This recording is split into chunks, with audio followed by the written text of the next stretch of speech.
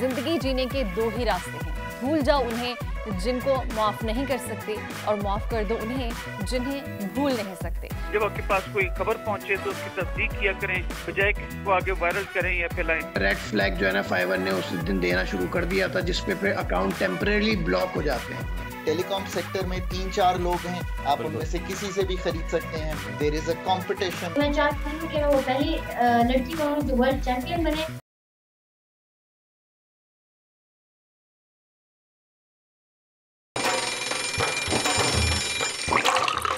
आजकल जिंदगी ही सुबह आउट ऑफ कंट्रोल है, दुनिया बोल है, मेरी दुनिया बोल है। अस्सलाम वालेकुम नाज़रीन, आप खुशामदीद कहते हैं आपके पसंदीदा प्रोग्राम दुनिया बोल है। मैं उम्मीद करते हैं कि आज की सुबह आपकी बहुत ही ज़बरदस्त गुजरने वाली है, क्योंकि आज कराची का मौसम तो बहुत ही अच्छा है और जहां तक हमारे पास खबरें हैं पूरे पाकिस्तान का मौसम ही बड़ा ही ज़बरदस्त और आलूद और बस मेघा जो है वो बरसने को है। मैं वहाँ का मेज़बान फ़हीम खान और मेरे साथ मौजूद हैं अनम जुल्फ़िकार। तो नाज़रीन, प्रोग्राम का आगाज़ करेंगे हमेशा की तरह आज की अच्छी बात के साथ। तो अच्छी बात यह है कि शेर खुदा मौला अली अल मुर्तज़ा से मंसूब कौल है कि ज़िंदगी जीने के दो ही रास्ते हैं, भूल जाओ उन्हें जिनको माफ़ नहीं कर सकते और माफ़ कर दो उन्हें जिन्हें भूल नहीं सकते। तो कोशिश करें अपने प्यारों की छोटी छोटी गलतियों को नज़रअंदाज करके उन्हें माफ़ कर दें ताकि रिश्ते बहाल रहे, क्योंकि यहाँ कोई भी परफेक्ट नहीं है, सब में गलतियाँ होती हैं। रिश्ते तो निभाए जाते हैं बहुत कुछ बर्दाश्त करके और बहुत कुछ दर्द। बिल्कुल ऐसा ही आनम, लेकिन यहाँ पर तो लोग कहते हैं if nobody is perfect then I am nobody. तो ऐसा नहीं है। आप प्लीज कोशिश यही करें कि बस रिश्तों को जोड़ के रखने की कोशिश करें, क्योंकि रिश्ते तोड़ना बहुत ही आसान होता है। वो कहते हैं ना जी कि मिट्टी पर मिट्टी से मिट्टी लिखना आसान है, लेकिन पानी पर पानी से पानी लिखना बड़ा मुश्किल होता है। तो वो जरूर लिखिएगा। फिलहाल बड़ी खबर की जानिब बढ़ते हैं। कोई भी मनफी ताकत अवाम और फौज का रिश्ता नहीं तोड़ सकती। जनरल आसिम मुनीर का बुरी नीयत से उठने वाले हर कदम को निस्तो नाबूद करने का अज़्म। डिजिटल दहशतगर्दी करने वालों को भी सख्त इंदिया। आर्मी चीफ का पैगाम वाज़ेह और दो टोक है। इंटरनेट सर्विस की खराबी फ्रीलांसर्स का रोजगार खा गई। फ्रीलांसिंग वेबसाइट फाइवर पर पाकिस्तानी फ्रीलांसर्स का स्टेटस गैर फाल। पाकिस्तानियों को अपने रिस्क पर काम करने देने का मशवरा। सोशल मीडिया पर तूफान बरपा। तो क्या मुस्तकबिल में डॉक्टर्स की जगह रोबोट्स लेने वाले हैं? चीन में पहला तजर्बा कामयाब। पीएमए वफ्द का शंघाई में कायम पहले एआई अस्पताल का दौरा। पाकिस्तानी डॉक्टर्स जिद्दत देखकर दंग रह गए। जदीद अस्पताल में डॉक्टर्स ने और क्या कुछ देखा। पाक चाइना मेडिकल वफ्द के अरकान आज होंगे दुनिया बोल है में मेहमान। और पाकिस्तानी स्क्वॉश स्टार का बड़ा कारनामा। Singapore junior open squash championship Mahnoor के नाम। एशिया के नंबर 1 स्क्वॉश प्लेयर की दौड़ में शामिल। फख्र पाकिस्तान से आज मुलाकात भी होगी। जी अनम, तो बताइएगा कि अब आपके पास क्या खबर है गुज़िश्ता रोज की। तो गुज़िश्ता रोज पाकिस्तान का 77वां यौम आज़ादी मनाया गया है। कौम अपने पैगाम में सिपह सालार ने कहा है कि कोई भी मनफी ताकत अवाम और फौज का रिश्ता नहीं तोड़ सकती है। अपने पैगाम में उनका मजीद कहना था कि पाकिस्तान के कायदीन और कारकुनान के साथ साथ शहदा, गाजियों और लवाहिकीन को खिराज अकीदत और सलाम पेश करते हैं। आज इन आज़ाद फिजाओं में ज़िंदगी बसर करना शहदा की अजीम कुर्बानियों की मरहून मिन्नत है। पाकिस्तान के अवाम और सिक्योरिटी फोर्सेस पर पूरा एतमाद रखते हैं कि वो मुल्क की तरफ बुरी नीयत से उठने वाले हर कदम को निस्तो नाबूद कर देंगे। इस हवाले से मजीद बात करने के लिए हमारे साथ मौजूद हैं दिफाई तज्जियाकार ब्रिगेडियर रिटायर्ड अहमद सईद मिन्हाज साहब। सर, बहुत शुक्रिया आपके कीमती वक्त का। सर, आपने ये खिताब सुना, आर्मी चीफ का हमने भी सुना, सबने सुना। एक अजीम फौज की जानिब से एक अजीम पैगाम दिया गया, क्या कहेंगे आप? जी बिल्कुल, चीफ आर्मी स्टाफ जो है उनका जो खिताब पीएमए काकूल में जरा पिछले तकरीबन 7 से 8 सालों में ये रात को वहाँ पे परेड होती है ट्रेडिशनल की, जिसमें चीफ आर्मी स्टाफ उसको लीड करते हैं। बड़े वाजे और दो टोक पैगामात थे, ना सिर्फ डोमेस्टिक ऑडियंस के लिए बल्कि इंटरनेशनल ऑडियंस के लिए भी। आपने उनकी तकरीर के दौरान देखा होगा कि वो 75% तकरीबन जो है उर्दू में थी और तकरीबन 25% जो है वो इंग्लिश में थी, बिकॉज वो अपने जो पाकिस्तान से बाहर दूसरे ममालिक हैं ऑफ कोर्स उनके लिए पैगामात थे, जिसमें उन्होंने यूएई का, सऊदी अरब का, चाइना का शुक्रिया अदा किया, तुर्की के साथ साथ कि पाकिस्तान के साथ हर थिक एंड थिन में खड़े होते हैं। उसके साथ साथ जो इंटरनेशनल लेवल की जो थ्रेट्स पाकिस्तान को हैं उस सिस्टम उनको वाज़ेह तौर पर बताया कि इसके लिए हमें कोई दो राय नहीं है कि आज़ादी जो है उसकी एक कीमत है कि जिसके सिलसिले में हम नौजवान बहादुर बेटे और बेटियों की कुर्बानियां दे रहे हैं ताकि पाकिस्तान के वजूद को इंश्योर रखा जा सके। डोमेस्टिक ऑडियंस के हिसाब से बड़े वाज़ेह तौर पर उन्होंने बताया कि डिजिटल टेररिज्म जिसका हमेशा से कंसर्न रहा है, क्योंकि अब जंगें हथियारों की लिथैलिटी की वजह से, एक कॉस्टली जंग होने की वजह से जो है वो उस तरह से मुमकिन नहीं रही है जो जिसमें कि टैंक्स, जहाज और गन इस्तेमाल होती थी।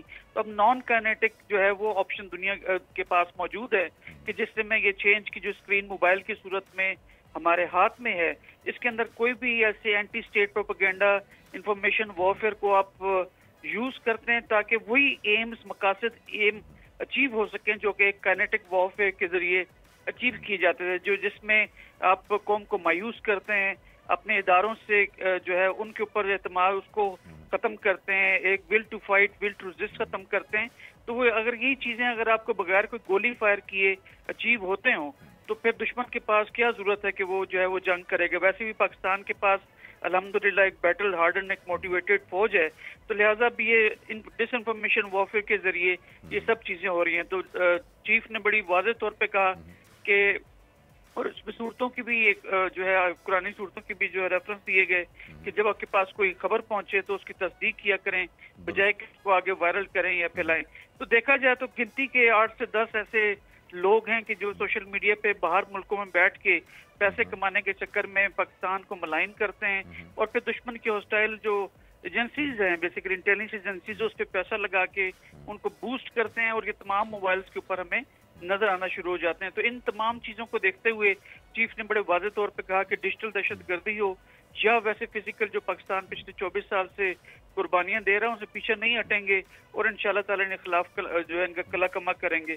पाकिस्तान की जो जोग्राफिकल लोकेशन है बेसिकली वो इंतहाई स्ट्रेटेजिक इंपॉर्टेंस की हामिल है, जहाँ पे उसको एडवांटेजेस होना चाहिए। तो बदकिस्मती से वो चूंकि ग्रेट पास के इंटरेस्ट हमेशा इस खत्ते में रहा है, जो यहाँ के लोग हैं, यहाँ के जो मादनियात हैं, जो रिसोर्सेज हैं, उस वजह से तो वो हमारे डिसएडवांटेज में ही चलता चला आ रहा है। तो लिहाजा ये तमाम डोमेस्टिक और इंटरनेशनल ऑडियंस के लिए चीफ ने बड़े वाज़ेह तौर पर बताया कि पाकिस्तान जो है वो मुकम्मल तौर पे आगाह है कि उसको किस किस्म की थ्रेट्स है और इंशाल्लाह ताला एज़ मिन हसल कौम हम एक भरपूर रिस्पांस जनरेट करेंगे इंशाल्लाह। दुरुस्त फरमाया आपने ब्रिगेडियर साहब। और साथ साथ जो है ये 77 सालों के अंदर अगर हम देखें पाकिस्तान को आज़ाद हुए जो है 77 साल तक हो चुके हैं और इसके अंदर ये एक वाहिद इदारा है फ़ौज का जो कि हर वक्त हर जगह आवाम की खिदमत के लिए मौजूद है, जिसकी वजह से जो है आवाम सुकून से सो भी सकती है, अपने घरों में सांस ले पाते हैं सुकून से, खा वो सैलाब हो, जलजला हो या कोई भी आसमानी आफत ही क्यों ना हो, ज़मीनी जंग के अलावा ये इदारा जो है वो सबसे आगे आगे खड़ा रहा है। और इसके बावजूद जैसा कि अभी आपने डिजिटल दहशतगर्दी का जिक्र भी किया कि चंद अनासिर ऐसे हैं जो कि अवाम और इस इदारे के दरमियान एक गैप लाना चाहते हैं, कोशिश कर रहे हैं, वो इस कोशिश में भरपूर तरीके से नाकाम हो चुके हैं और इंशाल्लाह आगे जाकर भी जो है वो नाकाम ज़रूर होंगे। पर इसका एडवांटेज जो आपने अभी अपने सेकंड फ्रेज में जिक्र किया कि जी कुछ गैर मुल्की ऐसे इदारे, ऐसी एजेंसीज हैं जो इन्हें फंड कर रही हैं। अगर हम इस बारे में बात करें तो बलूचिस्तान का जिक्र भी आता है जो कि चीफ ने भी जो है वो किया है कि वहाँ पर भी कुछ एक्टिविटीज़ हो रही हैं और इससे रिलेटेड जो है वहाँ की आवाम तो बिल्कुल ठीक ठाक है और पाकिस्तान के साथ है, पाकिस्तान फौज के साथ है, लेकिन ये अनासर जो वहाँ पर एक्टिवेट हुए हुए हैं इनके खिलाफ इस वक्त किस किस्म की कार्रवाई की जा रही है और क्या इन फ्यूचर जो है कोई किसी किस्म का मेगा ग्रैंड ऑपरेशन जो है वो लॉन्च किया जाएगा?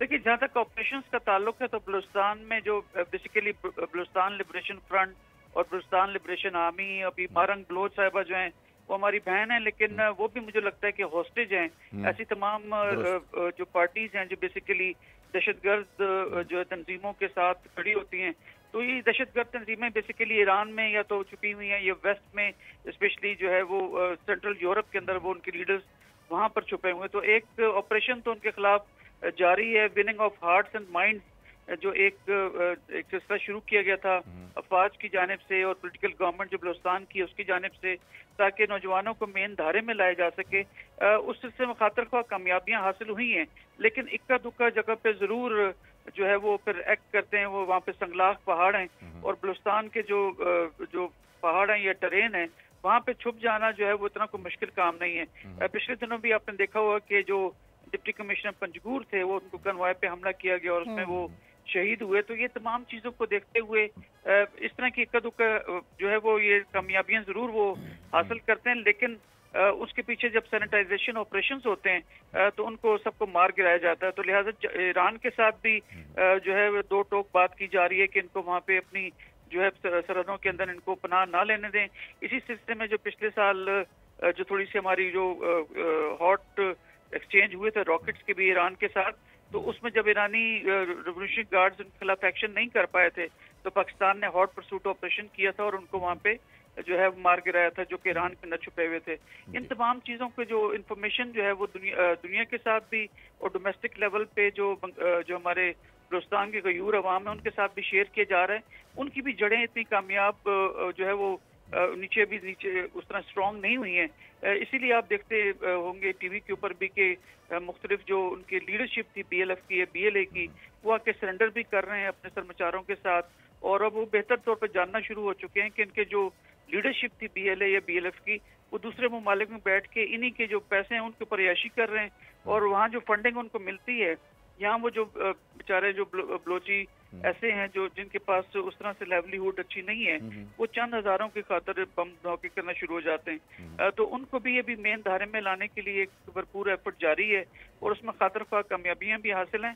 आस्ता आस्ता ये सब चीजें इंशाल्लाह ताला ठीक हो जाएंगी, क्योंकि काफी इंक्रेस किया हुआ था उन लोगों ने। लेकिन आपका कंसर्न बिल्कुल ठीक है कि बलूचिस्तान के अंदर खास करके हमें मजीद स्ट्रॉन्ग एफर्ट्स करने की जरूरत है। वहाँ पे जो इकोनॉमिक स्टेक्स हैं वो लोगों की बढ़ाने की जरूरत है, नौजवानों को तालीम देने की, एक जो अच्छी एजुकेशन देने की जरूरत है। इस सिलसिले में भी मैं आपको बताऊं कि army public school, colleges, cadet colleges, इनके अंदर भी जो है ये विदाउट एनी फी हमारे बलोची जो बच्चे हैं उनको पढ़ाया जा रहा है, ताकि वो आके देखें और जदीद तालीम हासिल करें। उनको मालूम पड़े कि जदीद दुनिया क्या करती है। पहाड़ों में रहकर वो उनके जो है वो हॉस्टेज हो जाते हैं और वो इस किस्म की कार्रवाइयाँ करते हैं।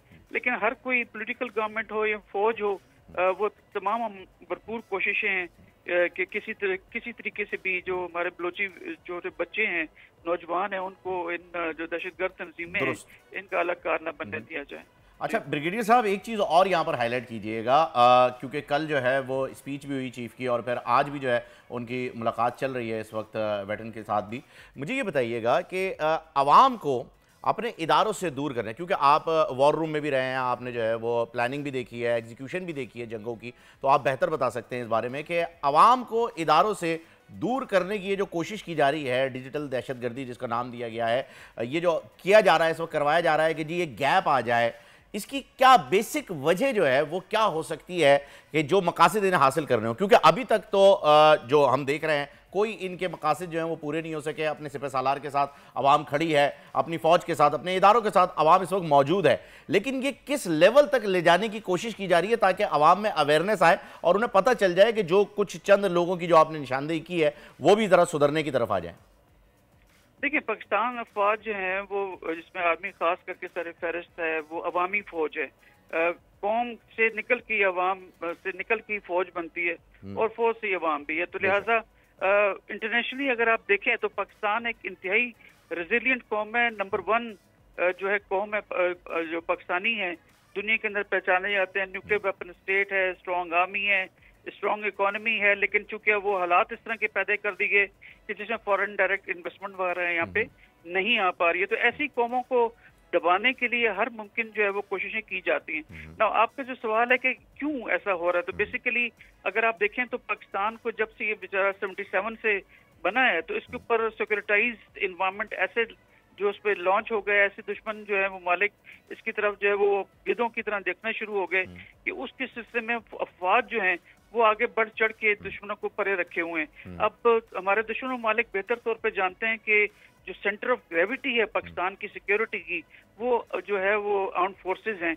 आर्म्ड फोर्सेस को अगर कमजोर कर दिया जाए या उनको जो रोमांस है उनका एक अवाम के साथ, या अवाम जो उनको पसंद करती है अपनी अफवाज के साथ, नारा तकबीर जब लगता है तो पूरी कौम साथ खड़ी होती है। जितने मर्जी पॉलिटिकल डिफरेंसेस हों या जो भी एक प्रोपेगेंडा हो, आज अरशद नदीम अभी जीत के आया मेडल माशाल्लाह से, पूरी कौम आपने यकजा देखी है। कल आपने जो 77 हमारी जो इंडिपेंडेंस डे था उसको अब सीवीयू कराची के ऊपर देखें तो वेव लोग अपने बच्चों के साथ कलर पेंट करा के जो सारे सेलिब्रेट कर रहे थे। जब से हमारा मुल्क आज़ाद हुआ है इन 77 सालों में सबसे ज़्यादा मुल्क की जो खिदमत की है वो अफवाज ने की है, और अफवाज के खिलाफ जो प्रोपेगेंडा है वो कतई तौर पर काबिल कबूल नहीं हो सकता। ब्रिगेडियर रिटायर्ड अहमद सईद साहब हमारे साथ मौजूद थे। साहब बहुत शुक्रिया आपके वक्त का। तो इसी के साथ ही नाजरीन हमें ब्रेक पर जाना होगा, वापस आएंगे ब्रेक के बाद। हमारे कहीं मत जाएगा, हमारे साथ रहिएगा। आजकल सबकी ही सुबह आउट ऑफ कंट्रोल है, दुनिया बोल है, तेरी दुनिया बोल है। अब वेलकम बैक नाजरीन, एक बार तो फिर आपको खुशामदीद कहते हैं आपके पसंदीदा प्रोग्राम दुनिया बोल है में। और ये मेरी खाले की जो है वो भाई स्क्रीनशॉट उन्होंने लेके भेजा है, लेकिन डाउनलोड नहीं हो पा रहा है। इंटरनेट तो मैं इन्हें यही बताना चाहूंगा कि खाला मादरत चाहूंगा, आजकल इंटरनेट का कोई मसला आया हुआ है, उसमें जो है ये डाउनलोड नहीं हो रहे हैं, ना वॉइस नोट हो रहे हैं और ना तस्वीरें हो रही हैं। तो मैं इंशाल्लाह जब वाईफाई से कनेक्ट करेंगे तब ये देख बहुत सीरियस इशू बना हुआ है आजकल, और खास तौर पर हमारे फ्रीलांसर्स के लिए। ओह यस, उनके लिए तो बड़ा ही मसला हुआ है। बिल्कुल वही ना। तो नाजरीन को बताएं कि पाकिस्तान में जो सोशल मीडिया वाली गाड़ी है इन दिनों ऐसी सड़क पर चल रही है जहां बहुत सारे स्पीड ब्रेकर्स हैं, और गाड़ी का ये हाल हो चुका है कि वो बिल्कुल नाकारा हो चुकी है, और गाड़ी में जो सवार अफराद है वो ज़हनी कोफ्त का शिकार हैं। इंटरनेट सर्विस का मुतासिर होना बहुत सारे फ्रीलांसर्स को ले डूबा है और उनकी रोजी रोटी भी मुश्किल हो गई है।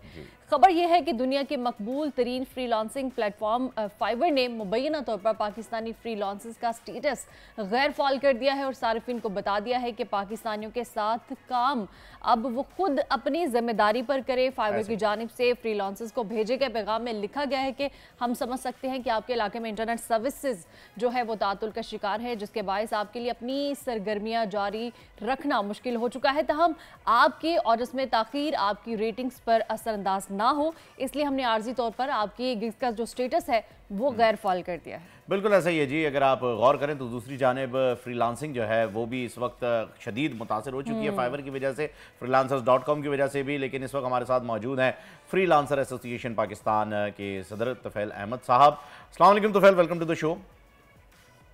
वालेकुम सलाम। अच्छा तुफैल, सबसे पहले तो ये बताइएगा कि ये जो फाइवर के ऊपर जितनी भी आईडीज़ हैं इन्हें मुअत्तल तो कर दिया है, लेकिन जो इनके इस वक्त अकाउंट्स हैं, जो इनके पैसे कमाए हुए हैं, जो इन्होंने वहाँ पर बिजनेस किया है, जो फाइवर के थ्रू इन्होंने डिलीवरीज ऑलरेडी दे दी हैं, वो क्या वो रकम भी मुतासिर हो गई है इसके साथ साथ? देखें, ये होता है जो है जब आपका अकाउंट फ्लैग होता है तो टेम्परेरी ब्लॉक कर देता है फाइवर आपका अकाउंट। ठीक। और जैसा कि अभी आपने ये न्यूज़ भी पढ़ी जिसमें जिक्र था कि उन्होंने क्यों किया ऐसा। तो अब जैसे जैसे लोग ऑनलाइन आते हैं, क्योंकि इस वक्त वाईफाई की सहूलत मौजूद है, तो जो लोग वाईफाई, मेरी बहुत सारे फ्रीलांसर से बात हुई और आज मैं जेलम भी जा रहा हूँ फ्रीलांसर से मिलने लाहौर से। तो जो वाईफाई का इस्तेमाल कर रहे हैं वो कर रहे हैं, बट जिन लोगों ने वीपीएन स्पेशली यूज़ किए हैं अभी जब से इशूज़ चल रहे हैं, क्योंकि इशू बढ़ता जा रहा है, और फ्रीलांसर्स ही नहीं बल्कि आईटी कंपनीज और वो लोग जो कि घर बैठ के व्हाट्सएप के इस्तेमाल से बड़े-बड़े सॉफ्टवेयर हाउसेस जो हैं वो इस वक्त मुतासिर हैं। व्हाट्सएप के थ्रू जो औरतें डिलीवरी कर रही थी, जो औरतें सिर्फ व्हाट्सएप के स्टेटस से ग्रुप्स पे कुछ चीज़ें सेल करके कमा रही थी, ये बहुत ज़्यादा लोग अफेक्ट हुए, सिर्फ फाइवर ही नहीं। और जो लोग वाईफाई का इस्तेमाल कर रहे हैं, जो बहुत सारे और प्लेटफॉर्म्स में थे, उनका काम चल रहा है, बट बहुत ज़्यादा लोग दिन ब दिन जिस तरह से बढ़ता जा रहा है, लोग इससे बहुत ज़्यादा मुतासिर हो रहे हैं। अच्छा, यहाँ आपने अभी जिक्र किया कि जो लोग वीपीएन इस्तेमाल कर रहे थे वो मतलब जो वीपीएन इस्तेमाल कर रहे हैं वो तो मुतासिर नहीं हो रहे ना इससे?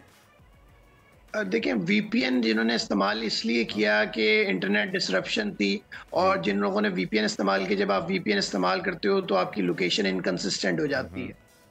ऑब्वियसली उस पर रेड फ्लैग जो है ना फाइवर ने उस दिन देना शुरू कर दिया था, जिसपे फिर अकाउंट टेम्परेरी ब्लॉक हो जाते हैं।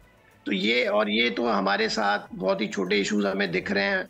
मैं समझता हूँ कि जिन लोगों का डिपेंडेंट जो है इनकम रोज़ाना की, जैसे एक मजदूर की रोज़ाना की दिहाड़ी होती है, तो जो फ्रीलांसर रोज़ाना के प्रोजेक्ट्स पे, टास्क पे डिपेंडेंट था, वो बहुत ज़्यादा परेशान है। और हम सबको मिल के कुछ इस पे करना चाहिए। जब तक ये रिजल्ट नहीं आता, हमें कोई टाइमलाइन नहीं दी जाती कि ये इशू कब रिजॉल्व होगा, कब इंटरनेट पूरे तौर पे बहाल होगा। अपलोडिंग डाउनलोडिंग का इशू है, हर जगह वाईफाई अवेलेबल नहीं है, हर जगह वाईफाई स्टेबल नहीं है। तो इसके लिए हमें कोई टेम्परेरी सोल्यूशन की तरफ ज़रूर जल्द से जल्द जाना चाहिए, क्योंकि पाकिस्तान की जो फ्रीलांसिंग है दुनिया में 4थे नंबर पर, इसकी रेपुटेशन जो है दिन ब दिन ख़राब होती जाएगी वरना। बिल्कुल सर, आप ठीक कह रही हैं। हालिया दिनों में जो मुल्क भर में इंटरनेट की बंदिश और ख़राब सर्विस के बायस फ्रीलांसर्स का काफ़ी नुकसान हुआ है और काफ़ी वो मुतासिर भी हैं। यकीनन आपने जैसा कि कहा कि रोज़गार जुड़ा है उनके साथ, डेली बेसिस पर वो इनकम कमाते हैं वहाँ से। तो क्या अभी फ्रीलांसर्स आपके हिसाब से बैक होना शुरू हो जाएंगे, तो मज़ीद काम करना चाहेंगे, या क्या सूरत हाल हो सकती है? देखिए, जो फ्रीलांसर ऑब्वियसली चाहे वो फ्रीलांसर डायरेक्टली किसी प्लेटफॉर्म पे काम करे या डायरेक्टली किसी क्लाइंट के साथ यूएस पे काम करे, अगर कोई भी फ्रीलांसर पाकिस्तान में मौजूद है और वो डिलीवरी टाइम पे नहीं दे पा रहा बिकॉज ऑफ इंटरनेट डिसरप्शन और अनस्टेबल इंटरनेट कनेक्शन, तो ऑब्वियसली उसका तो काम ज़रूर अफेक्ट होगा। बहुत लाखों लोगों का अफेक्ट हो रहा है, जो मेरे पास भी शिकायत मौसूल हो रही है और जो सोशल मीडिया पे आप और मैं भी देख रहे हैं। हर घंटों के बाद अब वीडियोस भी आना शुरू हो गई हैं, लोग वीडियोस भी बना के डाल रहे हैं, लोग रिक्वेस्ट कर रहे हैं क्योंकि कोई रीज़न भी हमें नहीं पता चल रहा। और फ्रीलांसर जो है, जो कि डायरेक्टली भी किसी क्लाइंट के साथ काम करता हो या इन प्लेटफॉर्म्स में अपवर्क, फाइवर, फ्रीलांसर और .com और बहुत सारे और प्लेटफॉर्म हैं, वो सब इससे जो है ऑब्वियसली अफेक्ट हो रहे हैं। क्योंकि डिलीवरी अगर आप टाइम पे नहीं दे पाएंगे, आपकी अपलोडिंग डाउनलोडिंग का इशू आएगा, तो ऑब्वियसली एक हिंड्रेंस है आपकी फ्रीलांसिंग में, ऑनलाइन अर्निंग में। चाहे वो फ्रीलांसर हो, आईटी कंपनी हो या कोई इंडिपेंडेंट वर्कर हो जो कि पाकिस्तान में ही अगर उस पर काम कर रहा है, पाकिस्तान से ही शायद वो कुछ कमा रहा हो, वो भी उसका रुक गया है। अच्छा, तो फिर ये बताइएगा कि फिर आपकी एसोसिएशन, आपका इदारा जो है वो क्या कर रहा है इस सिलसिले में? जो ये कंप्लेंट्स हैं या आप कहाँ ले जा रहे हैं, किन से जो है वो आपकी इस वक्त कॉरेस्पॉन्डेंस चल रही है कि जी इस मामले को ठीक किया जाए, इस मामले को सही किया जाए? और ये जितने भी मसाइल, जितनी भी कंप्लेंट्स आपके पास आई हैं, आपने इन्हें फॉरवर्ड किया है, तो क्या रिस्पॉन्स आया आपके पास?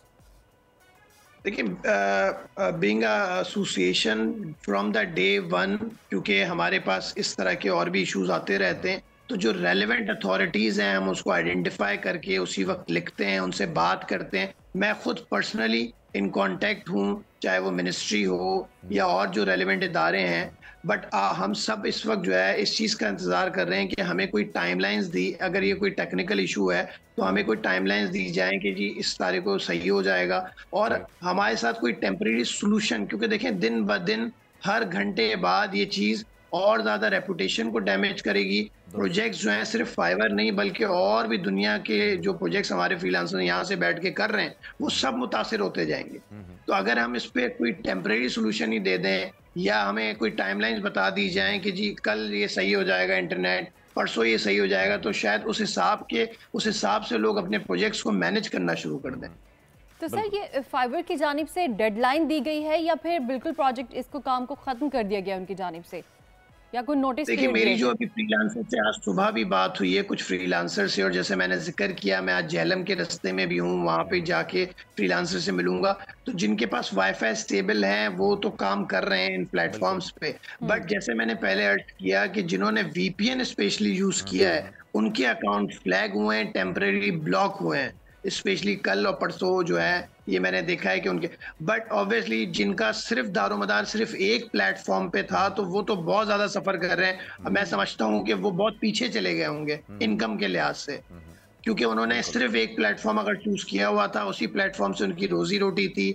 आज वो प्लेटफॉर्म काम ही नहीं कर रहा या उसको ब्लॉक कर चुका है, तो वो फौरन से नहीं खुलता, वो फौरन से आज एक्टिव नहीं हो जाएगा। उसके लिए उनको उस पे हेल्पलाइन पे जाना पड़ता है, और टेम्परेरी ब्लॉक जो है वो फौरन से नहीं हटता।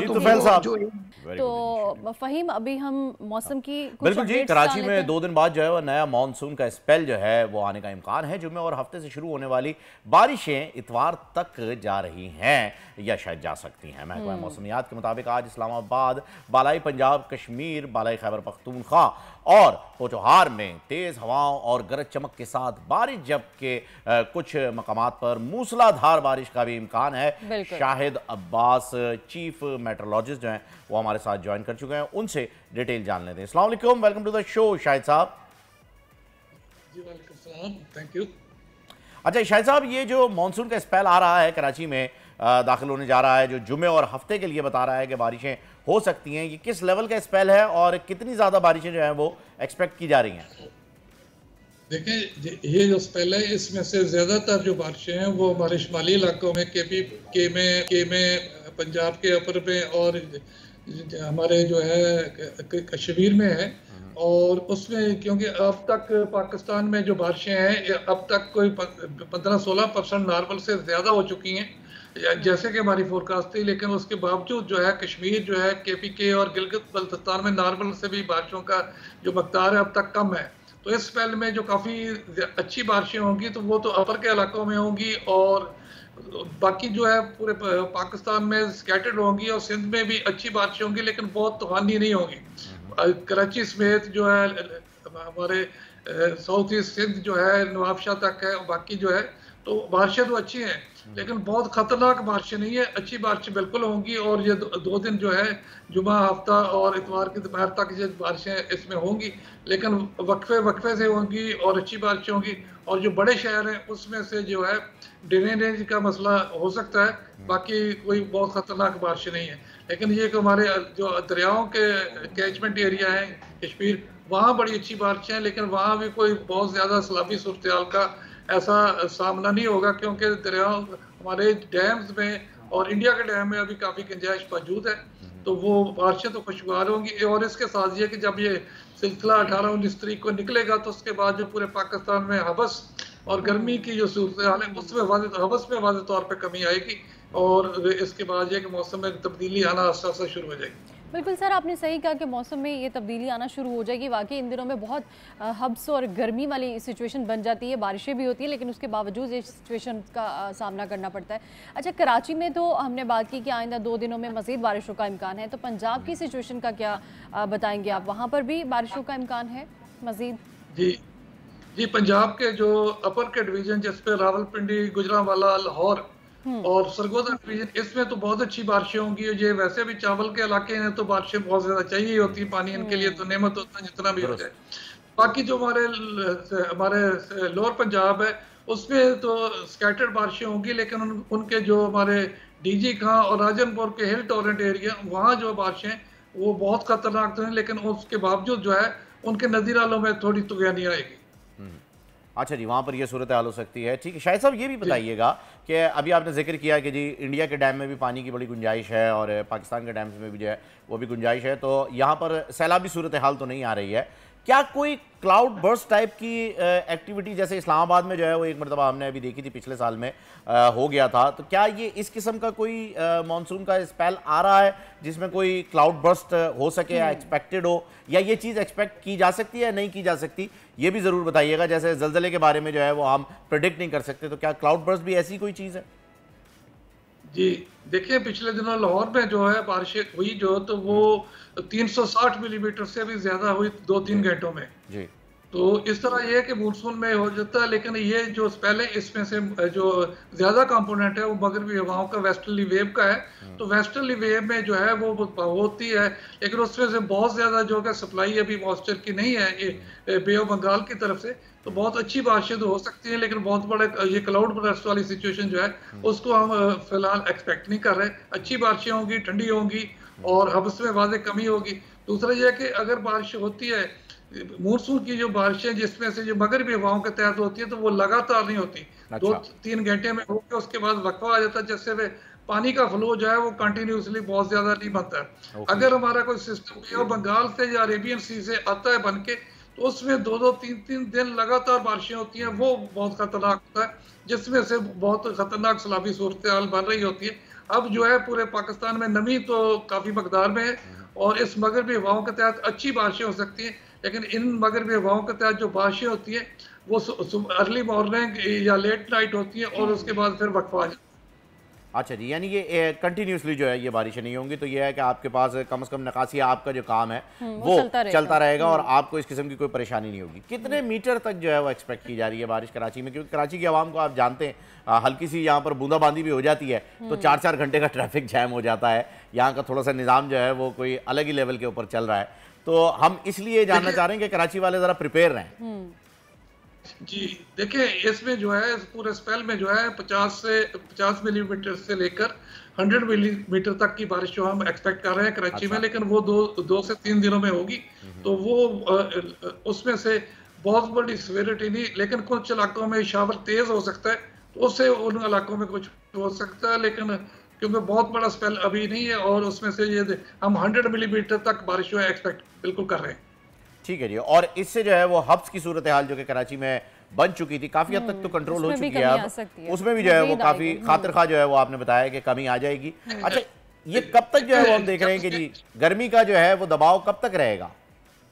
देखिए, अब जो सीजन है तो तकरीबन लाहौर में जो है दिन का दौरानिया 1 घंटा कम हो चुका है, और जब डे ड्यूरेशन कम होता है तो उसके साथ साथ सूरज का एंगल भी जो है कम हो रहा है, जिससे सूरज की गर्मी की शिद्दत कम हो रही होती है। उससे ये होगा कि ये 15 अगस्त के बाद इसमें से दिन का ड्यूरेशन तेजी से कम होता है और सन एंगल भी तेजी से कम हो रहा था। तो उसमें ये होता है कि अर्ली मॉर्निंग और लेट नाइट 1-2 घंटों में तो उसकी शिद्दत बिल्कुल कम होती है, जबकि मई में और जून में तो सूरज निकलते ही गर्मी स्टार्ट हो जाती है। ओके शाहिद साहब, बहुत शुक्रिया, आपने अपडेट किया, बड़ी डिटेल में जो है वो आपने बताया कि कब कब बारिश होने वाली है और मौसम जो बेहतर हो जाएगा। तो कराची वालों तैयार हो जाओ जी, बारिश जो है वो लगने वाली है, और एक और चीज़ के लिए आप तैयार हो जाए वक्फे के लिए, बिल्कुल। अभी हमें ब्रेक पर जाना है, वापस आएंगे ब्रेक के बाद, हमारे साथ रहिएगा। आजकल जिंदगी ही सुबह आउट ऑफ कंट्रोल है, दुनिया बोल है, दुनिया बोल है। वेलकम बैक नाज़रीन, एक बार तो फिर आपको खुशामदीद कहते हैं, दुनिया बोल है। मैं वज़ीर आज़म ने फ़हीम गुड न्यूज़ दी है। अरे वाह, वेरी गुड, मुबारक हो। गुड न्यूज़ जो है वो आवाम को भी देते हैं। वज़ीर आज़म मियां शहबाज शरीफ ने बहुत जल्द पाकिस्तान को खुशहाल बना देने और मुआशी बहरान से निकाल देने और बिजली सस्ती करने का ऐलान किया है, और उन्होंने कहा है कि बिजली की कीमतों में कमी के बगैर पाकिस्तान की सनत जो है वो तरक्की नहीं कर सकती, यकीनन नहीं कर सकती, और बस चंद दिनों में ही पाकिस्तान के हालात अच्छे होने वाले हैं। और वज़ीर आज़म पाकिस्तान मियां शहबाज शरीफ कौम से जल्द खिताब भी करने वाले हैं और उनके खिताब की तैयारियां भी जारी हैं। इसी पर बात करने के लिए हमारे साथ मौजूद हैं माहिर माशियात doctor Khaqan नदीफ sahab. Doctor sahab, welcome to the show. जी, good to be with you guys. Thank you sir. अच्छा डॉक्टर साहब, आपने स्पीच सुनी होगी वज़ीर आज़म साहब की भी, उन्होंने बताया कि जी बहुत जल्द कौम को बताएंगे कि जी किस तरीके से बिजली के पैसे कम होंगे, और 5 साला एक मुआशी मंसूबा लेकर आ रहे हैं। तो क्या हो सकता है, ये क्या चीज़ एक्सपेक्ट की जा रही है जो अनाउंस करने जा रहे हैं वज़ीर आज़म साहब कौम से खिताब के अंदर, 5 साला मुआशी मंसूबा? क्योंकि जब आपसे बात हुई है आपने बहुत सारे पिन पॉइंट्स इसके हमें बताए हैं कि जिसमें क्या क्या चीज़ें हो सकती हैं और क्या क्या नहीं। आपके पास कोई इन्फॉर्मेशन इससे रिलेटेड? देखिए, एक बिजली की हद तक तो ये बात है कि बिजली एक कॉम्प्रिहेंसिव सोल्यूशन मांगती है। बिजली में ऑनेस्टली कोई शॉर्ट टर्म या कोई इमीडिएट ऐसी चीज़ें नहीं है जिनसे करके आप बिजली का जो डीप बहरान है उसमें से निकल सकते हैं। तो एक तो ये समझना चाहिए, आज भी ये शॉर्ट टर्म बैंडेजेस से निकल कर हमें इंस्टीट्यूशनल फ्रेमवर्क बिजली का ठीक करना है। पहले तो हमें इसको क्लियर कर लेना चाहिए। शॉर्ट टर्म में जो किया जा सकता है रिलीफ देने के लिए, फॉर एग्जांपल कुछ टैक्सेस हैं उनको कम कर सकते हैं आप। 3 रुपये 28 पैसे बिजली के बिल में जो पर यूनिट एक कॉस्ट है जो हम डेट सर्विसिंग सरचार्ज की लेते हैं, उसको कम कर सकते हैं। तीसरा, आप IPP से अगर निगोशिएट करें तो 94 और 2002 के जो IPPs हैं जिनको हम 84 अरब रुपए मेरा ख्याल है दे रहे हैं, उनको फारिग कर दें, बिकॉज वो अपनी जो कॉन्ट्रैक्चुअल लिमिट है वो पूरे कर चुके हैं। जो 2015 के IPPs हैं जो कि असल बोझ हैं आपके इस पे, उनसे रीनिगोशिएट करके 2 से 4 रुपए के दरमियान वहां पे रिलीफ आ सकती है।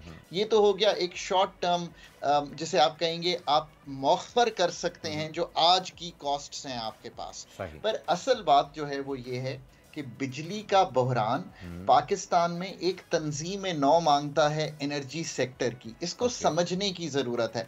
अगर हम बैंडेज सॉल्यूशंस पे ही रहेंगे तो ये कभी भी इसमें से निकल नहीं पड़ेंगे। ये एक इनएफिशिएंट और नॉन मार्केट बेस्ड सॉल्यूशन है। इसका मतलब ये है कि ये state run monopolies, discourse, gencos, सुई कंपनीज, पहले तो इनसे कैसे ऑपरेशनली जान छुड़ानी है कि ये ऑपरेशंस प्राइवेट सेक्टर में जाएं, नंबर 1।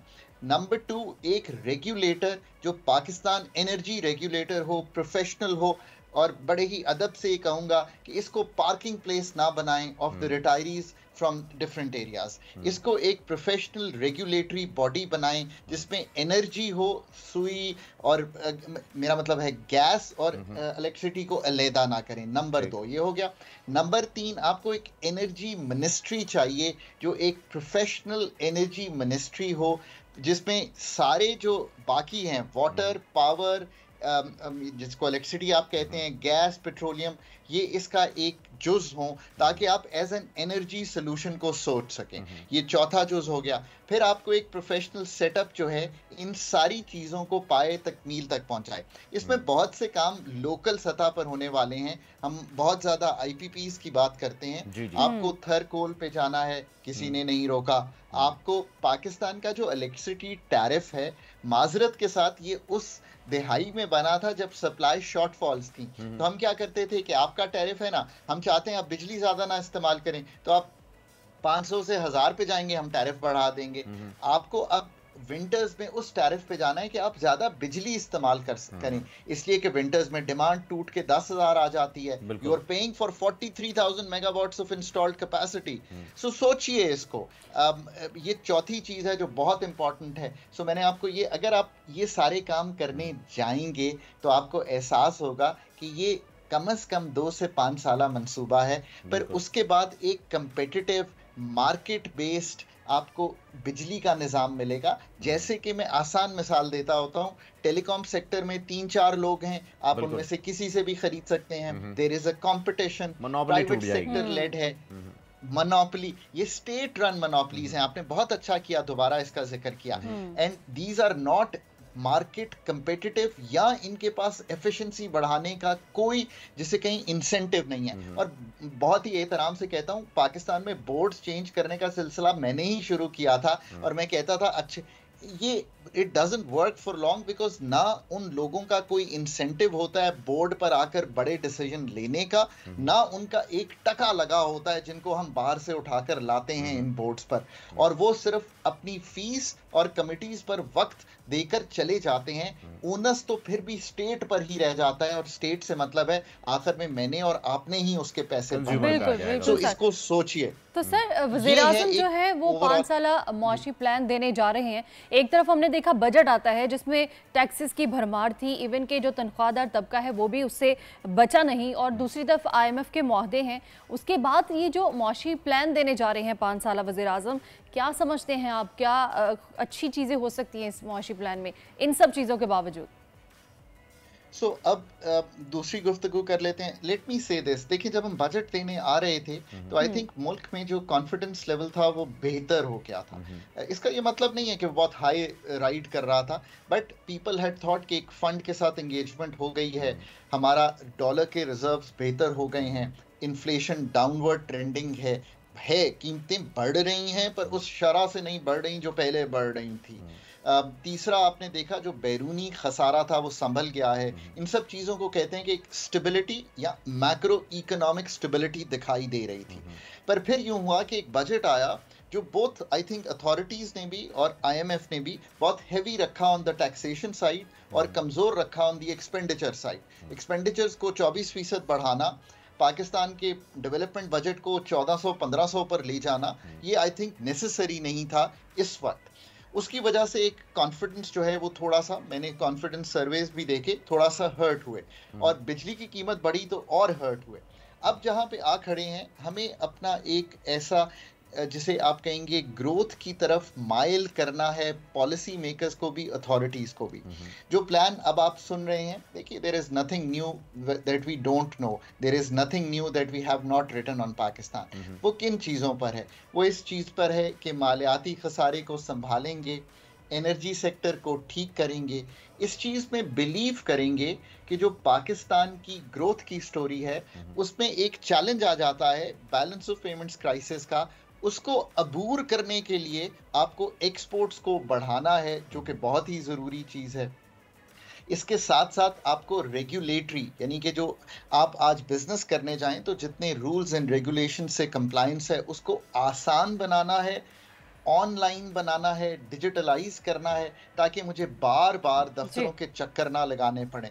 अगर आप इन सब चीजों को देखें तो ये 3, cost of doing business, ease of doing business, और तीसरा जो आप अगर इन्फ्लेशन, जी डॉक्टर साहब, तीनों पॉइंट्स आपके जो हैं वो आ चुके हैं। वक्त की किल्लत की वजह से जो है वो हमें आज की गुफ्तगू यहीं पर तमाम करनी पड़ेगी। लेकिन जैसे ही वज़ीर-ए-आज़म साहब अनाउंस करते हैं अपना ये पैकेज जिसका उन्होंने जिक्र किया है 5 साल कौम से खिताब करके, तो यकीनन उसके ऊपर जो है वो आपकी राय हमारे लिए बड़ी खेज होगी। नाज़रीन, एक वक्फा प्रोग्राम में, और वक्फे के बाद आपसे मुलाकात।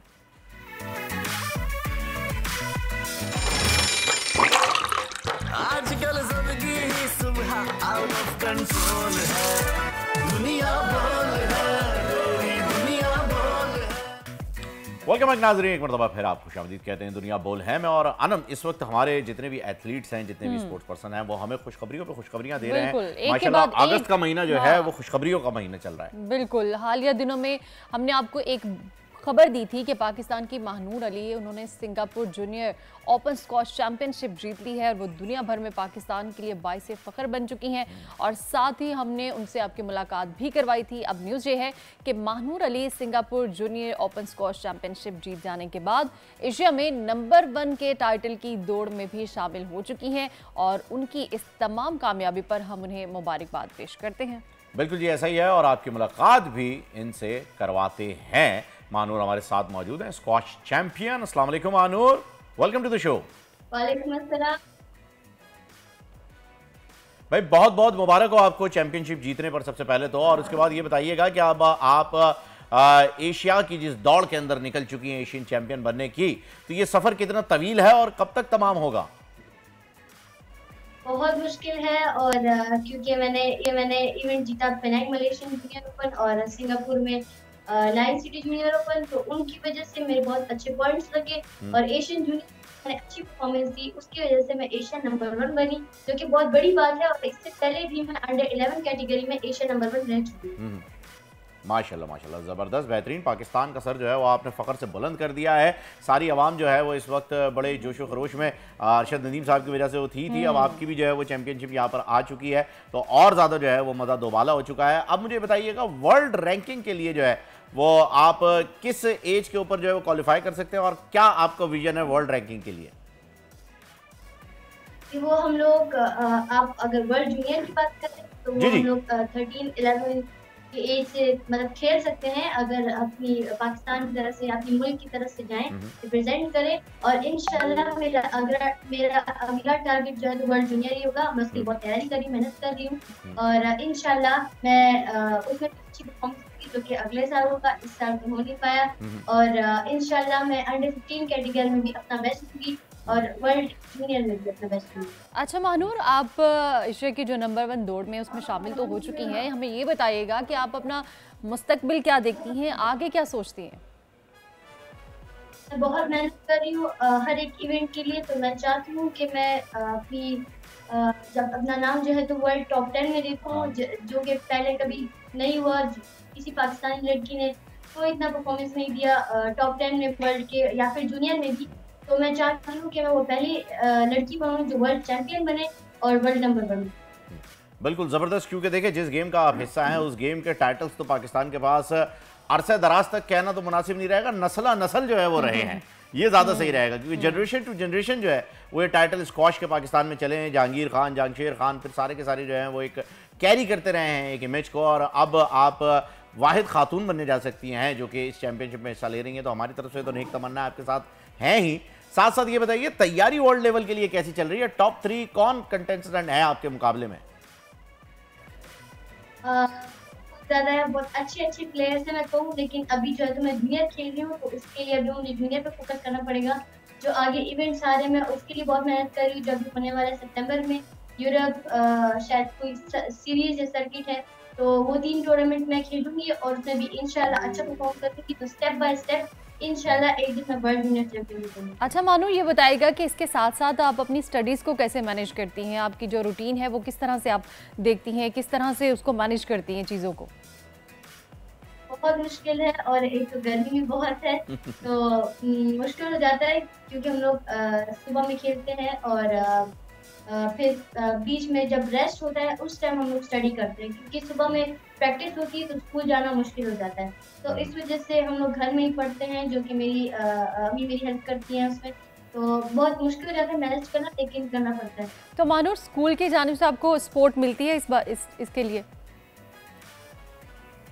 मैं स्कूल की जानिब से कह नहीं सकती कि मैं होम स्कूलिंग कर रही हूँ, तो बस कोर्स आता है जितना होता है कंप्लीट कर लेती हूँ। तो होम स्कूलिंग आपके लिए इजी टास्क है या फिर मुश्किल? मुश्किल है बहुत, क्योंकि हर हमारे स्कूल में हर सब्जेक्ट के लिए एक टीचर होता है, तो मुश्किल हो जाता है सारे सब्जेक्ट खुद कवर करना। लेकिन चूंकि मैं पहले भी अपनी क्लास में अच्छी पोजीशन लेके आई हूँ, तो मेरे लिए इतना मुश्किल नहीं होता। ज़बरदस्त भाई। महानूर, बेशक आपको थोड़े अरसे के लिए जो है वो अपनी प्रैक्टिस रोकनी भी पड़े, लेकिन आप पढ़ाई को जो है वो बिल्कुल मत रोकने दीजिएगा, क्योंकि पढ़ाई जो है वो बहुत ज़रूरी है। तो जब जब आपको ब्रेक मिलता है, जब जब आपको गैप मिलता है, ज़रूर पढ़िएगा। थैंक यू सो मच, आप हमारे साथ थी, and once again congratulations Asia number 1 बनने के लिए और पाकिस्तान का नाम, पाकिस्तान का सर जो है वो फ़ख्र से बुलंद करने के लिए। Thank you. नाज़रीन, आपसे तो इजाज़त हम लेंगे एक वक्फे के लिए, क्योंकि वक्फा ज़रूरी है। See you after very short break. आजकल ज़िंदगी ही सुबह आउट ऑफ कंट्रोल है, दुनिया बोल है, तेरी दुनिया बोल है। वेलकम बैक नाज़रीन, एक बार फिर आपको खुशामदीद कहते हैं दुनिया बोल है में। और अब जो है फिलहाल तो हम दो इंसान यहाँ पर बैठे हुए हैं, लेकिन जिस टॉपिक पे हम बात करने वाले हैं, बहुत जल्द आप देखेंगे कि मशीनें जो हैं वो हमारी जगह ले लेंगी। बिल्कुल। और एलन मस्क ने भी इसी चीज से जो है वो कहा था कि भैया थोड़ा सा होशियार हो जाइए, बहुत सारी चीजें तब्दील होने वाली है एआई के जरिए। तो बताइए अनंत, क्या तब्दील हो गया? तो बिल्कुल, आर्टिफिशियल इंटेलिजेंस जिस तेजी से दुनिया पर अच्छा रही है, कोई शक नहीं कि आने वाले दिनों में हमारी जगह कोई रोबोट बैठकर ये शो कर रहे होंगे और आप सब इसी तरह दुनिया बोल है का शो एंजॉय कर रहे होंगे। तो खबर ये है कि पाक चाइना मेडिकॉन के तहत पाकिस्तान मेडिकल एसोसिएशन के डॉक्टर्स का एक वफ्द हालिया दिनों चाइना गया था। वहां पर हमारे डॉक्टर्स ने एक ऐसे हॉस्पिटल को विजिट किया जो शायद दुनिया का पहला एआई जने आर्टिफिशियल इंटेलिजेंस अस्पताल है, जहां डॉक्टर्स नहीं हैं और रोबोट्स रोजाना 3000 मरीजों का इलाज कर रहे हैं। और पाकिस्तान मेडिकल एसोसिएशन के वफ्द ने चाइना के इस एआई अस्पताल में क्या क्या देखा, ये जानने के लिए हमने राब्ता किया है पीएमए के secretary general doctor Abdul Ghafoor Shoro, और जो इस वक्त बराह रास्त हमारे साथ मौजूद हैं, और डॉक्टर अमीन हमारे साथ मौजूद हैं। बिल्कुल जी है, हमारे साथ जो मौजूद हैं डॉक्टर अब्दुल गफूर शोरो साहब भी मौजूद हैं, और साथ साथ जो हैं वो पीएमए मेडिकल गेजेट के एडिटर डायरेक्टर जो हैं अमीर सोलंकी साहब भी मौजूद हैं। सर, आप दोनों को वेलकम टू द शो। और सबसे पहले तो डॉक्टर साहब हमें ये बताइएगा कि सर ये रोबोट जो हैं ये ऑपरेशन कर रहे हैं, और ऑपरेशन के साथ साथ जो ये एडमिनिस्ट्रेशन की जॉब्स हैं ये भी कर रहे हैं चाइना के हॉस्पिटल में, तो ये कितना सक्सेसफुल फॉर्मेट चल रहा है इस वक्त? देखिए, बहुत शुक्रिया। बेसिकली जो वहाँ पे टेक्नोलॉजी है वो आपको पता है, चाइना जो है इस वक्त दुनिया में सबसे सुपर चीज़ सब कुछ बना रहे हैं, वो कह रहे हैं सब बना लेंगे। वो इस वक्त उन्होंने कुछ जो हॉस्पिटल्स बनाए हैं उनमें इनके अभी इनिशियली जो हम कहते हैं कि वो इनिशियल फेज में है, लेकिन उनके जो तजुर्बात जो हैं उनसे उन्होंने साबित किया कि ये सब कुछ हो सकता है। तो उन्होंने एंट्री से लेकर एग्जिट तक जो वो पूरा सिस्टम है, मेडिसिन से लेकर वो बाकी चीज़ें जो अंदर करनी होती हैं, वो स्पेशली कैंसर में जो ऑन्कोलॉजी डिपार्टमेंट है उनमें उन्होंने बहुत काम किया है। अच्छा। तो उसमें उन्होंने रखा है, ये कोई समझो कि एक पायलट प्रोजेक्ट है उनका। अच्छा। इस तरह से तो वो दुनिया में आस्ते आस्ते ज़रा वो लॉन्च करेंगे और पूरे चाइना में वो फैलेंगे। लेकिन इस वक्त जो उनका काम हो रहा है वो आपका एंट्री से स्क्रीनिंग से लेकर सर्जरी तक वो इसी पे जाते हैं। तो सर ये अगर ये सक्सेसफुल हो जाता है ये मामला, तो ये जो कंटीजियस बीमारियां होती हैं, जैसे कि पैंडेमिक में हमने देखा कोविड, उसमें फ्रंट लाइन पे जो है वो आप जैसे डॉक्टर हजरात ही थे, और वही फ्रंट लाइन सोल्जर्स थे जिन्होंने इसका मुकाबला किया, और ज़्यादातर अमवात में भी जो है वो डॉक्टर्स के ही नाम आए हैं, क्योंकि वो ट्रीट करते करते जो है वो उस बीमारी का शिकार हो गए। तो ये चीज़ उस के मुकाबले में तो बड़ी सक्सेसफुल साबित हो सकती है। जी बिल्कुल हो सकती है, इसलिए कि ज़ाहिर है आपको जो कंटाजियस की बात कर रहे हैं, जो इन्फेक्टेड जो प्रोसेस होता है उसमें बहुत सारी चीज़ों को हाइजीन का मेंटेन करना बड़ा ज़रा मुश्किल हो जाता है डॉक्टर्स के लिए, बल्कि इस ह्यूमन के लिए जितने भी हैं, वहाँ पे ये बहुत सक्सेसफुल होंगे और ज़्यादा काम आएंगे। पाकिस्तान के पॉइंट ऑफ व्यू से अगर देखा जाए तो ये हम अब उस स्टेज पे पहुँचे नहीं हैं, लेकिन क्योंकि चाइना इस वक्त पाकिस्तान को इस वक्त हमारा जो पाकिस्तान और चाइना का जो कोलैबोरेशन है, जिसको हम पाक में मेरकॉन्ग जिसके नाम से हम हर 2 साल के बाद करते हैं, 2016 से हमने इसको स्टार्ट किया था। MOU साइन किया था, पाकिस्तान के अंदर वो आए थे, उसके बाद कोविड आ गया, तो 2018 में जो हमें वहाँ विज़िट करना था वो करके आ गए थे। उसके बाद 2020 वाला रह गया होगा। 20 तो 22 में हुआ। सही। 22 के बाद ये 24 में थे, चौथा था। तो इसमें जो पहला था उसमें तकरीबन वहाँ के जो 44 के करीब डेलीगेट्स आए थे यहाँ पे, और उन्होंने बहुत सारी जो ना हमें चीज़ें समझाई थी। अब ये AI के तो बहुत एडवांस है, लेकिन पाकिस्तान को जो ज़रूरत है वो बेसिक चीज़ों की, पब्लिक हेल्थ में बहुत सारा काम करने की ज़रूरत है। हमें असल में प्राइमरी हेल्थ केयर को किस तरह से स्ट्रेंथन करना है, इसलिए कि जो चीज़ें आपका बुनियाद अगर मजबूत नहीं है तो इमारत कितनी भी खूबसूरत बनाए वो किसी न किसी दिन कोलैप्स हो जाएगी। तो जहां आपने डॉक्टर साहब बुनियाद की बात की, तो डॉक्टर सोलंकी से मैं पूछना चाहूँगा कि सर बुनियाद तो इस पूरे सेक्टर की डॉक्टर्स हैं, और अगर हम AI पे ही फोकस करें फिलहाल, जिसके अभी आप डेलीगेट्स भी थे और देख कर भी आए, तो क्या मुस्तकबिल करीब या मुस्तकबिल दूर समझ लीजिए 2050-60 में अगर हम बात करें, क्या डॉक्टर्स भी ख़त्म हो जाएंगे? जिस तरीके से बताया जा रहा है कि जी ये सारी चीज़ें जो है वो मशीन्स के हाथ में चली जाएंगी, और जैसा कि मैंने इंटरव्यू में बताया कि इलॉन मस्क ने तो ये पहले ही कह दिया है कि ये बड़ी ख़तरनाक एक हमारे पास चीज़ आ गई है जिसे हम शायद आगे जा कर के हैंडल ना कर पाएँ।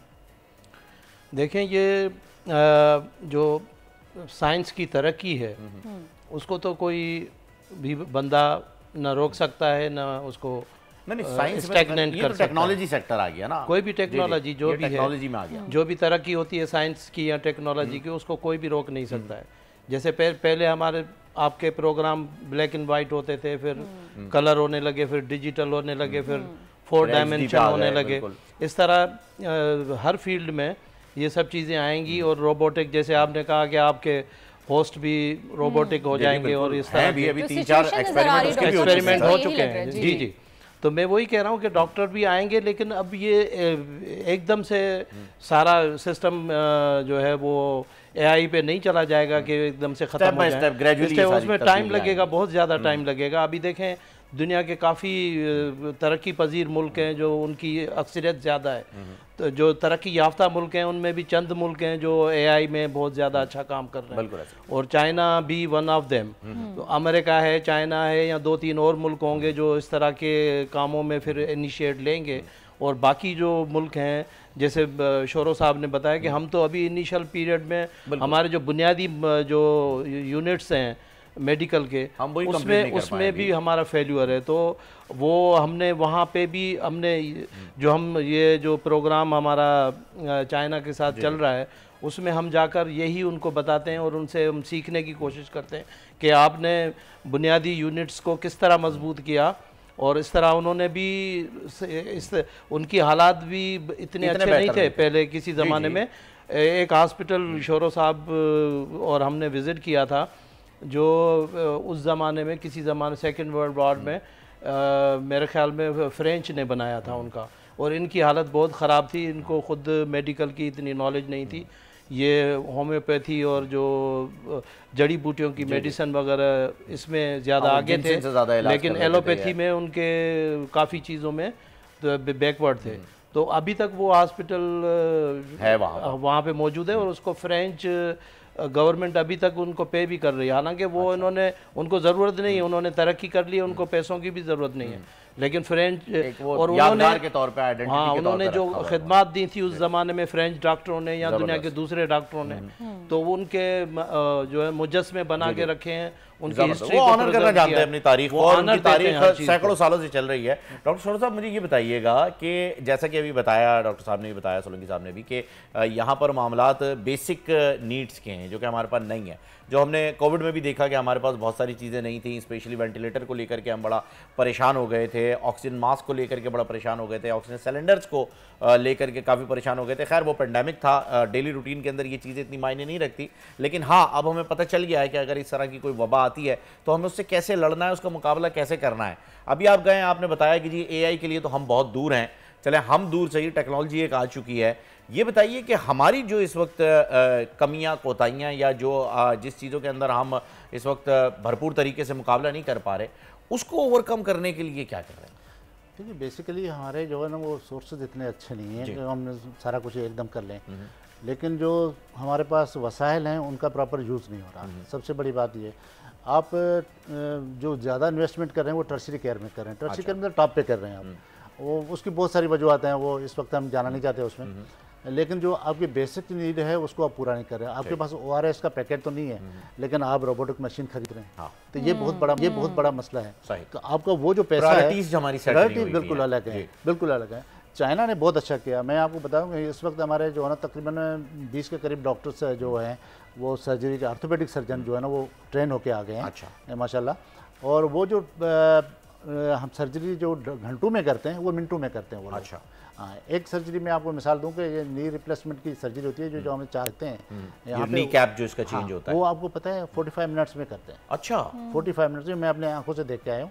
वहाँ पे एक शाहजहां जो एक सूबा है उसके अंदर हेबी के जो 3 हॉस्पिटल हैं वो पूरा काम ही इससे ऑर्थोपेडिक पे कर रहे हैं। और वहाँ पे आप जब इंटर होंगे तो आपको लगेगा नहीं कि इसके हॉस्पिटल में कोई बंदा भी है। उसकी वजह ये है कि टर्शियरी केयर को उन्होंने टर्शियरी करके रखा है, उसको प्राइमरी करके नहीं रखा। आप जिना हॉस्पिटल में जाएं, ओपीडी में आपको लाखों मरीज जो धक्के खाते हुए मिलेंगे, और वो जो ईआर में यहाँ पर तो 4-4, 6-6 घंटे की लाइन है। वेस्टेज ऑफ मनी है आपका। ओपीडी की यहाँ करना कोई टर्शियरी केयर का काम नहीं है। ये आपके बेसिक यूनिट को इतना स्ट्रांग बनाए, आप आरएचसी को इतना जो स्ट्रांग बनाए, आपको जीडी जो है उसको स्ट्रांग बनाए, तो आपका पेशेंट आगे जाएगा ही नहीं। हम मुसीबत ये है कि हम जो प्रिवेंशन पे बहुत कम खर्च करते हैं। देखिए ना, आप प्रिवेंशन में 5 रुपये खर्च करके आप जो 50 लाख रुपये बचा सकते हैं। आप हेपेटाइटिस बी-सी को देख लें, हमारे पास किस तरह से, ट्यूबरकुलोसिस को देख लें किस तरह से प्रॉपर वैक्सीनेशन नहीं होती है हमारे पास, जो है वो कवरेज बहुत कम है। हम अफगानिस्तान से भी कम हमारे जो हालात हैं। पोलियो को आप देख रहे हैं इस वक्त पाकिस्तान के अंदर, पाकिस्तान और अफगानिस्तान दो ही मुल्क बचे हैं। तो ये चीज़ें जो है ना इनको इम्प्रूव करने की ज़रूरत है। और चाइना जो है हमें चाइना जो है ना इस वक्त हमें इन चीज़ों पर सपोर्ट करना चाहते हैं। पब्लिक हेल्थ में उन्होंने हमें बहुत सपोर्ट करने की कोशिश की है, लेकिन मैं बदकिस्मती हमारी कि हम उनसे इस्तेफादा हासिल नहीं कर रहे। अच्छा सर, आप भी उस वक्त में शामिल थे जो चाइना में आपने मैं लीड कर रहा था। जी। और वो टोटल कितने डॉक्टर्स थे और वहाँ पर आपने जो देखा किस तरह से वो रोबोट्स काम कर रहे थे, कितना इम्प्रेसिव लगा आपको? देखिए, रोबोट की बिल्कुल इम्प्रेसिव तो ज़ाहिर लगे, हमारे लिए तो नई चीज़ थी ना। हम जब गए तो वहाँ आपके एंट्री से होके मेडिसिन तक भी आपको रोबोट दे रहा है, अंदर आपके फार्मेसी को लुक आफ्टर वो कर रहा है, आपको जो है ना वो जब एंट्री होती है स्कैनिंग करके आपको अलग कर रहा है कि ये जो पेशेंट इस दे रहा है। तो ये सारी चीज़ें बड़ी अजीब व गरीब तो लगती हैं हमारे लिए, क्यों हमारे लिए तो ये नई चीज़ें सारी थी। लेकिन बेसिकली उनकी जो टेक्नोलॉजी है वो अपनी जगह पे, वो सिर्फ टेक्नोलॉजी पे डिपेंड नहीं करते। जो आपने कहा ना डॉक्टर ख़त्म हो जाएंगे, इस तरह भी नहीं है। अच्छा। इस वक्त भी जो है ना उनके पास डॉक्टरों की ट्रेनिंग का तरीका बहुत बेहतरीन है। अच्छा। वो कोशिश ये करते हैं कि हमने जो वहाँ हमारा 55 लोगों का डेलीगेट गया था, जिसमें से 37 लोग ऐसे थे जिन्होंने पेपर पेश किए थे, और उनके भी तकरीबन इतने 40 के करीब लोग थे। तो हमने उनसे बहुत सीखा। इस वक्त जो वो काम कर रहे हैं रोबोट से अलावा, ये आए की तो बहुत आगे चल के बात हुई है ना। जी। तो उसमें उन्होंने जो एडवांसमेंट किए, जैसे मैंने आपको सर्जरी का एक मिसाल दिया, आय पे उन्होंने बहुत काम किया।